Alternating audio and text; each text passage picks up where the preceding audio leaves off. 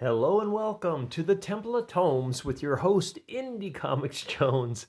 Today is January 15th, 2021, and this is episode 178. Today we're looking at Big Girls number 6. This is an Image comic coming in at a whopping $3.99, and it's written and drawn by Jason Howard. Okay, this number 6 means it's the end of this arc, and I want to say that this is a recommend. We'll go into some other details in a little bit, but first, just want to go through the cover. And what I found kind of amusing is the author Jason Howard mentioned that the cover is a lie, and that's what I'm always telling you. That the scene might look really great, but it does not depict what happens in the book at all. And the author even mentions this. He has a little blurb in there, and I thought that was a little bit humorous that he would add that in there. So what we see is Ember laying, obviously dead or dying, in the preserves bay here. Her blood looks like almost like an oil slick. It's making a blood slick throughout the thing as we see the Jacks rampaging on. And it's just kind of a nice setup as far as I go. I do think there's too much blank space up here. Maybe the Big Girls could be a little bigger or have the 6 moved over or something. It looks a little strange. I know it's kind of got that diagonal action line going, but we would need more like this too, I think, besides up here, but just something going on there. But you know, it's I think it's a capable cover as far as that goes.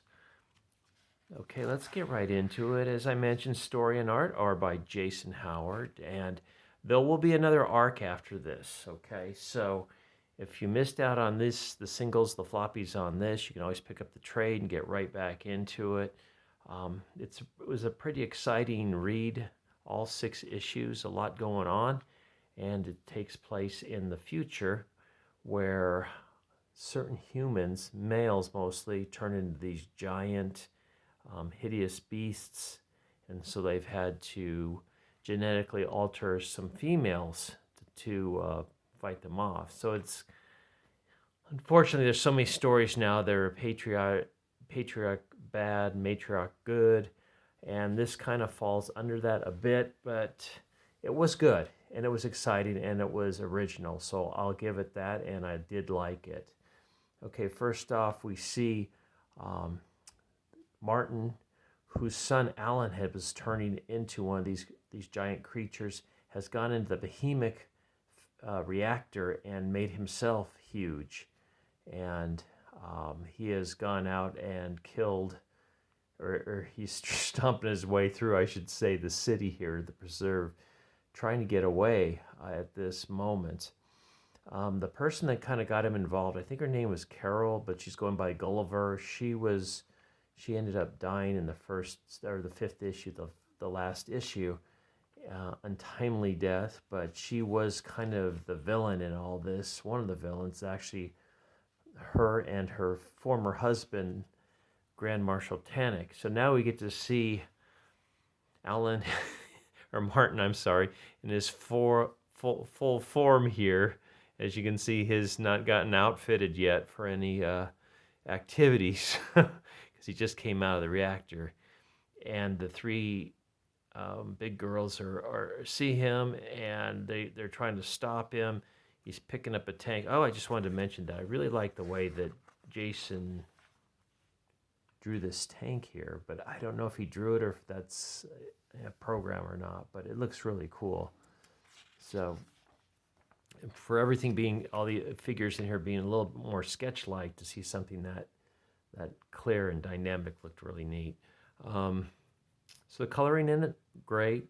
A lot of action in this. Alan's trying to get away. He's putting up a little bit of a fight. Ember catches the tank that he has thrown, and they kind of talk him out of destructing anything. And just when everything seems more peaceful, suddenly it turns out that Grand Marshal Tannic has also gone through the reactor, and he's gigantic. And he's giving, he cold cocks literally and figuratively, Martin right in the face, knocking him down to Ember's surprise. So he's saying he is just overwhelmed by the power and strength that he has of being huge, and they're kind of like trying to get him to back down, but he's just full of rage at this point as he knocks out Ember for the moment. Martin comes to his defense. I'm always calling him Alan. That was the son of Martin. And we move along here where they get into a nice fist fight where they're destroying buildings and all kinds of stuff as Apex and Devin just kind of look on. They don't know whose side to take on this. Then Ember gets up and she punches Grand Marshal Tanix out. For the moment, looks like everything's peaceful again. And we see the dead Gulliver all of a sudden just down here, just as a reminder that she has fallen from a top building and died in the previous issue. So Tannic is still having none of it. And so he's asking Devin for her gun. She carries an extra gun, as well as the sword. And she doesn't really want to give it to him. She starts to give it to him, but he kind of just takes it. And then he ends up shooting her in the midsection. And so they think she's dead or dying at least.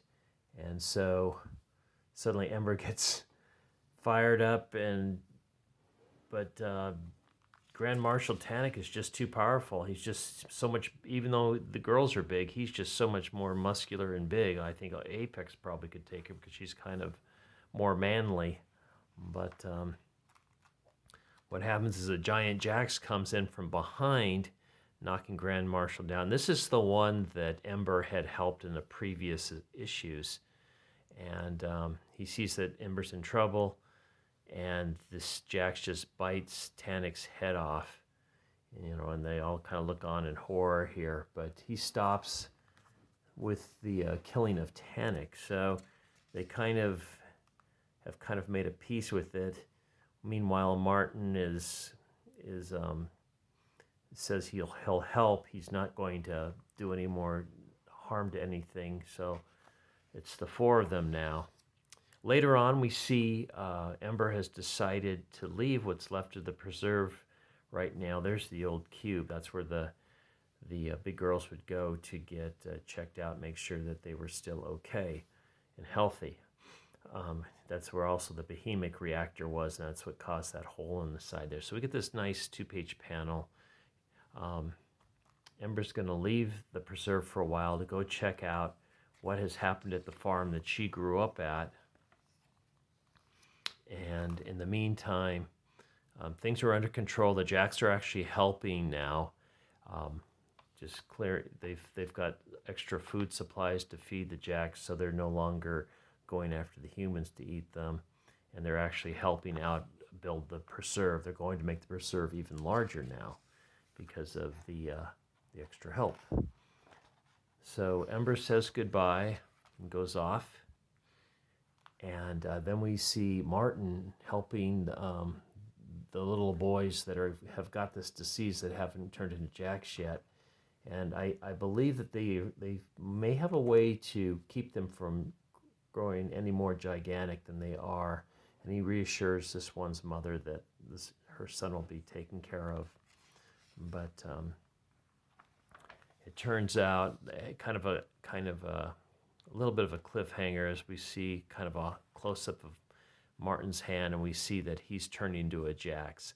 So that's what's the setup for the next arc, I believe. I don't know if Martin's going to turn violent or what, but right now everything is pretty peaceful.